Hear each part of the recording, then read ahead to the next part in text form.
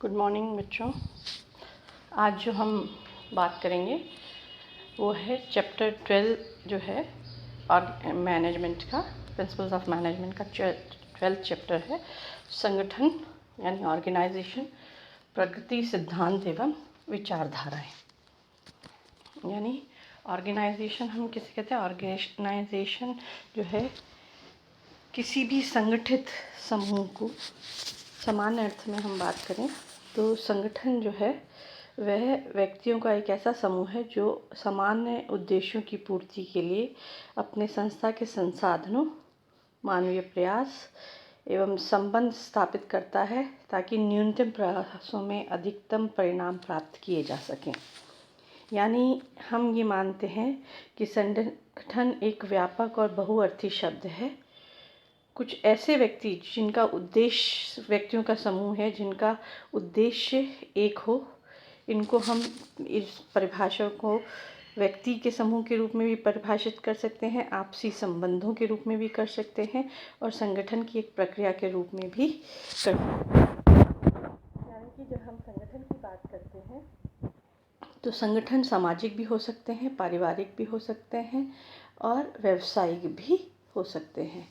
यानी संगठन व्यावसायिक होता है तो वस्तुओं एवं सेवाओं को से रिलेटेड होता है, यानी उसमें जो हम उत्पादित करते हैं उस वहाँ पे काम करने की जगह पर जो लोग जो है अपना काम करने के लिए किसी जगह जाते हैं रोज़गार के लिए और वहाँ पर वो जो है संगठित होकर अपनी संस्था के लिए काम करते हैं तो वह व्यावसायिक संगठन होते हैं। सामाजिक संगठन जो है सामान्यतः परिवारों के बीच में होते हैं, शादी ब्याह सामाजिक कार्यकलापों हम इनको इसके अंतर्गत लेते हैं। दूसरी बात जो हम बात करेंगे कि प्रिंसिपल्स ऑफ साउंड गोल, क्योंकि संगठन हमेशा सिद्धांतों पर आधारित होता है या लक्ष्यों पर आधारित होता है। यानी जब सुदृढ़ लक्ष्य होंगे तो हम ऑर्गेनाइजेशन स्ट्रक्चर ज़्यादा अच्छा बेहतर बना पाएंगे। इस बात को ध्यान में रखते हुए प्रोफेसर हेंस ने जो है कुछ सिद्धांत बताए हैं या आवश्यक तत्व बताए हैं कि सुदृढ़ लक्ष्यों के लिए क्या क्या होना ज़रूरी है। इसमें सबसे पहला आता है स्पष्टता, क्लियरिटी। संगठन या संस्था के लक्ष्य स्पष्ट एवं विशिष्ट होने चाहिए, क्योंकि अगर लक्ष्य स्पष्ट होंगे, विशिष्ट होंगे तो उस परिस्थिति में उनको प्राप्त करने के लिए जो संगठन संरचना की जाएगी वह सही होगी, क्योंकि ये एक संस्था अपने लक्ष्यों के अनुसार ही, लक्ष्यों को प्राप्त करने के लिए ही जो है अपने संगठन को संगठित करती है। एक संगठन जो है वह अपने कुल विक्रय को अलग अलग जगहों पर बेचता है। उसका लक्ष्य जो होता है वह अगर स्पष्ट होता है, निश्चित होता है कि हमें क्या प्राप्त करना है, हम किस लिए कार्य कर रहे हैं, तो उस परिस्थिति में हम उसको लक्ष्य को प्राप्त करना भी ज़्यादा आसान हो जाएगा। दूसरी बात जो इसमें होनी चाहिए वह है मापन योग्य, मेजरेबल। लक्ष्य जो है स्पष्ट और निश्चित ही नहीं, मापन योग्य भी होने चाहिए, यानी उनका परिणात्मक रूप से प्रकट किया जा सके या उनको मापना सरल हो। गुणात्मक परिणामों को नापने में कठिनाई होती है, लेकिन परिणात्मक जो माप होते हैं उनको नापना आसान होता है। तो हम चाहते हैं कि लक्ष्य हमारे ऐसे हों जिनको परिणात्मक रूप से प्राप्त किया जा सके, उनको मापा जा सके, ताकि हम ये निश्चित कर सकें जो लक्ष्य हमने निश्चित किया है उसकी पूर्ति करने में हम कितने सीमा तक सफल हो पा रहे हैं, और उसी से हमारे कर्मचारियों का मनोबल बढ़ता है, संस्था की ख्याति बढ़ती है और साथ ही साथ उसके ग्राहक संख्या में वृद्धि होती है और कर्मचारियों को की अनुपस्थित दर आदि कम होती है, हड़तालों की संख्या कम होती है। यानी मापने योग्य जो है लक्ष्य अगर होते हैं तो उनको प्राप्त करना भी आसान होता है। फिर समयबद्ध होने चाहिए, टाइम बाउंड। व्यवसाय में समय ही धन माना जाता है, यानी अगर हम समय पे कोई कार्य नहीं कर पाते हैं तो उस परिस्थिति में हमारा नुकसान संभव होता है। क्योंकि हमने जो लागत लगाई थी वह उस समय सीमा के लिए लगाई थी जिस समय सीमा में हमें वो लक्ष्य प्राप्त करना है, किंतु अगर हम वह लक्ष्य उस समय सीमा में प्राप्त नहीं कर पाते हैं तो ऑटोमेटिकली हमारी जो है लागत जो है वो बढ़ जाएगी। इसलिए हमें समयबद्ध लक्ष्य निर्धारित करने चाहिए और उनको प्राप्त करने की कोशिश भी उसी समय सीमा में करनी चाहिए। ये लक्ष्य दैनिक भी हो सकते हैं, साप्ताहिक, पाक्षिक, मासिक, तिमाही, छमाही, वार्षिक या इससे लंबी अवधि के रूप से भी हो सकते हैं। लेकिन समयबद्ध नहीं किए जाएंगे तो अपेक्षित परिणाम प्राप्त नहीं होगा। इसलिए समयबद्ध होना ज़रूरी है। फिर आता है परिणाम प्रधान, रिजल्ट ओरिएंटेड। जो भी लक्ष्य हम निश्चित करते हैं वह एक निश्चित समय अवधि में प्राप्त करना चाहते हैं, और लक्ष्य उस समय अवधि में कैसे प्राप्त होगा, जब हम अपेक्षित परिणाम प्राप्त कर सके। अपेक्षित परिणाम हमें प्राप्त नहीं होता है तो हम कहेंगे कि हम लक्ष्यों की प्राप्ति के पास नहीं पहुंच सके। इसलिए ये बहुत ज़रूरी है कि ये परिणाम प्रधान होने ज़रूरी हैं, ताकि हम उनको परिणाम के स्वरूप प्राप्त कर सकें। फिर आता है समरूपता, कंसिस्टेंट होनी चाहिए।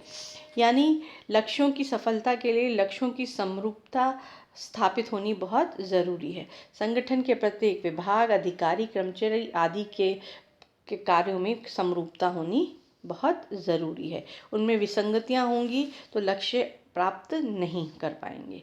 फिर आते वास्तविक या व्यवहारिक, यानी ऐसे लक्ष्य नहीं होने चाहिए जो सिर्फ पेपर पे रह जाए। व्यवहारिक या वास्तविक तभी हो सकते हैं जब हमने सारी आंतरिक एवं बाहरी परिस्थितियों का आकलन सही किया है। तो उन आकलन के अगर हम सही करते हैं तो हम उसको रियलिस्टिक और प्रैक्टिकल बना सकते हैं, क्योंकि अगर आकलन सही नहीं है तो वास्तविक या व्यवहारिक नहीं होंगे। इसलिए वास्तविक लक्ष्यों का वास्तविक एवं व्यवहारिक होना बहुत ज़रूरी है। फिर चुनौतीपूर्ण होना बहुत ज़रूरी है, चैलेंजिंग। अगर कार्य चैलेंजिंग होता है तो लोगों की कार्य के प्रति जो है क्षमता भी बढ़ जाती है। जो क्षमतावान व्यक्ति होते हैं या जिसका पोटेंशियल ज़्यादा होता है, उसकी पोटेंशियल को हम निकालना चाहते हैं तो उसे चैलेंजिंग टास्क देना बहुत ज़रूरी है। सामान्य टास्क तो हर कोई कर लेता है, लेकिन अगर हम हर कर्मचारी को प्रेरित करना चाहते हैं, लगन उत्पन्न करना चाहते हैं, तो चैलेंजिंग टास्क देना बहुत ज़रूरी है। तो लक्ष्यों का चैलेंजिंग होना ज़रूरी है, तभी हम क्षमता का सही आकलन कर पाएंगे। फिर आता है व्यक्तिगत लक्ष्यों की पूर्ति में सहायक। सभी व्यक्तिगत संगठन जो व्यक्ति संगठन होते हैं लक्ष्यों की पूर्ति के लिए नियुक्त किए जाते हैं, कार्य करते हैं। लेकिन हर व्यक्ति जब कार्य करने आता है तो उसके खुद के व्यक्तिगत लक्ष्य भी होते हैं। वह व्यक्तिगत लक्ष्यों की पूर्ति संस्था के लक्ष्यों के साथ करता है। यानी उन दोनों के बीच में क्लैश नहीं होना चाहिए कि व्यक्तिगत लक्ष्य और आपकी संस्थागत लक्ष्य। हालांकि ये हमेशा कहा जाता है कि संस्थागत लक्ष्य हमेशा पहले आते हैं और व्यक्तिगत लक्ष्य बाद में आते हैं, लेकिन जब व्यक्ति काम करने जाता है तब उसके व्यक्तिगत लक्ष्य ऊपर होते हैं और संस्थागत लक्ष्य बाद में होते हैं। तो वो ये जानता है कि मुझे अगर व्यक्तिगत लक्ष्यों को पूरा करना है तो संस्था के लक्ष्यों को भी ध्यान में रखना ज़रूरी है। फिर ये सरल एवं समझने योग्य होने चाहिए। सरल एवं समझने योग्य से तात्पर्य यह है, लक्ष्यों की सफलता जो है इस बात पर निर्भर करती है कि वे सबको सही प्रकार से समझ आएँ। उसकी भाषा जटिल नहीं होनी चाहिए, लोगों को आसानी से समझ में आने वाले होने चाहिए। क्योंकि लक्ष्य बनाता कौन है? टॉप लेवल, लेकिन उसको पूरा कौन करता है? सबसे lower level, middle level and lower level. तो ऑटोमेटिकली जो बनाने वाले हैं वो ज़्यादा बुद्धिजीवी हैं और जो उसको पूरा करने वाले हैं वे कंपैरेटिवली लेस बुद्धिजीवी हैं। तो जो भाषा प्रयोग की जानी चाहिए या लक्ष्य जो निर्धारित किया जाना चाहिए वह सरल और समझने योग्य होना चाहिए, ताकि वह नीचे तक सबको आसानी से समझ में आ जाए। फिर आता है सहभागिता, पार्टिसिपेशन। लक्ष्य निर्धारित करते समय सभी विभागों, अधिकारियों, कर्मचारियों को सहयोगी बनाना चाहिए। उनके सुझाव और परामर्श जो है लेने चाहिए, आवश्यक विचार विमर्श करना चाहिए, क्योंकि तभी हम प्रतिबद्धता या कमिटमेंट जो है पैदा कर पाएंगे सबके द्वारा। अगर कमिटमेंट हमें चाहिए सबका तो हमें ये बात ध्यान में रखनी पड़ेगी। फिर आता है संप्रेषण, कम्युनिकेशन। लक्ष्यों की सफलता के लिए ये भी बहुत ज़रूरी है कि आवश्यक रूप से संप्रेषण हो, बातचीत हो, लोग आपस में बात करके उसको पूरा कर सकें, और अंडरस्टैंडिंग, समझ जो है वो भी होनी ज़रूरी है। फिर एक और अंतिम सिद्धांत आता है विभिन्न हितों का समायोजन, इनकॉर्पोरेशन ऑफ डिफरेंट इंटरेस्ट। लक्ष्य निर्धारित कर समय व्यावसायिक संस्था संबंधित वर्गों के हितों का समायोजन करती है, जैसे विनियोजक, ग्राहक, श्रम संघ, सरकार, स्थानीय जन समुदाय, विश्व समुदाय, आपूर्तिकर्ता, यानी संस्था से जुड़े हुए हर उस वर्ग को जिसका हित उससे प्रभावित होगा, उन सबके हितों का समायोजन होना ज़रूरी है। क्योंकि हम किसी एक सिर्फ संस्था के हित की बात को ध्यान में रखेंगे कि उसको लाभ कमाना है, लेकिन हम अन्य किसी के हितों को ध्यान में नहीं रखेंगे, तो हम लक्ष्यों को सही प्रकार से निर्धारित नहीं कर पाएंगे और सही प्रकार से प्राप्त नहीं हो कर पाएंगे, क्योंकि हर वर्ग प्रभावित होता है। व्यवसाय के लक्ष्यों से हर वर्ग प्रभावित होता है, इसलिए ये बहुत ज़रूरी है। ये थे इसके संगठन बनाते समय लक्ष्यों को का सही निर्धारण होना ज़रूरी है, ताकि संगठन की संरचना सही की जा सके। तो उसके लिए क्या क्या फैक्टर्स होने बहुत ज़रूरी हैं। अब आता है संगठन का महत्व क्या है। किसी भी संस्था में संगठन का महत्व क्या है। संगठन का महत्व इसलिए ये बात इम्पॉर्टेंट है क्योंकि संगठन जो है वह सही व्यक्ति को सही कार्य सौंपने की प्रक्रिया है। तो इस प्रक्रिया में अगर हम सही साबित होना चाहते हैं, अगर हम संगठन को सही सुदृढ़ संगठन बनाना चाहते हैं, उसका सफलतापूर्वक संस्था के अंदर योगदान चाहते हैं, तो उसके लिए संगठन बहुत इम्पॉर्टेंट। संगठनों के कुशल संचालन के अभाव में हमारा जीवन स्तर, हमारी संस्कृति का स्तर, हमारा जनतांत्रिक जीवन कायम नहीं रह सकता। इसी प्रकार किसी एक सीमा तक संगठन विवेक तथा मानवीय कल्याण दोनों सीमावर्ती चलते हैं। या अर्थात सुदृढ़ संगठन जो है ही उपक्रम की सफलता में अपना योगदान देता है। यानी जितना ज़्यादा संगठन जो है वह सुदृढ़ होगा, उतना ज़्यादा वो लक्ष्यों को प्राप्त करने में, संस्थागत लक्ष्यों को प्राप्त करने में सफल होगा और उसका योगदान होगा। तो हम इस संगठन के महत्व की बात करें तो पहला आता है प्रबंध क्षमता में वृद्धि, इंक्रीजेज मैनेजरियल एफिशिएंसी। अच्छा एवं संतुलित संगठन प्रबंधकों की कार्य क्षमता को बढ़ाता है, कार्य के निष्पादन में लगने वाले समय में कमी लाता है, कार्यों के दोहराव को रोकता है, आपसी मतभेद को समाप्त करता है। परिणाम स्वरूप आपको प्रबंधकीय क्षमता में वृद्धि होती है। फिर दूसरी चीज़ है अधिकारों के प्रत्यायोजन में सुविधा। एक अच्छे संगठन में अधिकारों का प्रत्यायोजन आसानी से किया जा सकता है, क्योंकि संगठन चार्ट से अधिकारी को ये ज्ञात हो जाता है कौन कौन व्यक्ति उसके अधीनस्थ हैं और कौन व्यक्ति उसके ऊपर कार्य करने वाले हैं। तो उसी अनुसार जो है कार्य का विभाजन होता है और अधिकारों का प्रत्यायोजन किया जाता है। फिर आता है संस्था के विकास एवं उन्नति में सहायक। एक अच्छा संगठन का यह लाभ होता है कि वह विकास और उन्नति में सहायक होता है। यानी सफल संगठन हमेशा देश के लिए, कर्मचारियों के लिए, उसके ग्राहकों के लिए जो है एक उन्नति में सहायता पैदा करता है। फिर तकनीकी सुधारों का अधिकतम प्रयोग। एक अच्छा एवं संतुलित संगठन जो होता है वह तकनीकी साधनों और जो है सुधारों में आवश्यक स्थितियां पैदा करता है। नई तकनीक को विकसित करने में संगठन संरचना का बहुत अधिक प्रभाव होता है। उत्कृष्ट प्रकार के संगठन प्रारूपों से ही एक संस्था सफल हो सकती है या असफल हो सकती है। आज हम विश्व की विभिन्न संस्थाओं को देखें, जैसे हम माइक्रोसॉफ्ट की बात करते हैं, एप्पल की बात करते हैं, हम इन्फोसिस की बात करते हैं, हम TCS की बात करते हैं। ये वह संस्थाएं हैं, या रिलायंस की बात करते हैं, ये वह संस्थाएं हैं जो अपने सुदृढ़ संगठनों के कारण जो है सफल हुई हैं और निरंतर तकनीकी सुधार करती गई हैं। फिर आता है मनुष्य के मानवीय व्यवहार को प्रोत्साहन। एक अच्छा संगठन जो है वह कार्य करने की प्रेरणा प्रदान करता है, साथ ही एक मानव को दूसरे मानव के साथ मानवीय व्यवहार के अवसर प्रदान करता है कि वह एक दूसरे की किस प्रकार से मदद कर सकते हैं या मदद ले सकते हैं और आगे बढ़ सकते हैं। फिर आता है सृजनशीलता का प्रोत्साहन। एक अच्छा संगठन जो होता है वह स्वतंत्र एवं सृजनशील विचारों को जन्म देता है। लोगों को उनके कार्य करने के तरीके को बेहतर बनाने के लिए प्रोत्साहित करता है। आधुनिकतम विधियां प्रदान की शिक्षा देता है, ट्रेनिंग देता है, जिससे कि लोग ज़्यादा से ज़्यादा अपने आप को अपग्रेड कर सकें और बेहतर तरीके से कार्य कर सकें।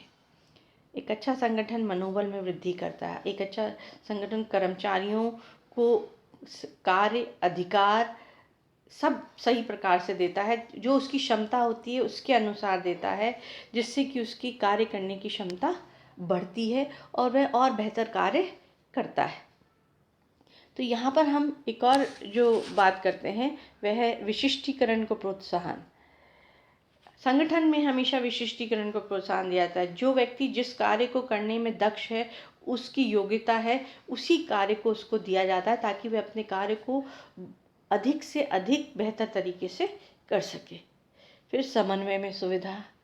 अगर कोऑर्डिनेशन जो है आप अच्छा विशिष्टीकरण के परिणाम स्वरूप समन्वय हमेशा अच्छा होगा।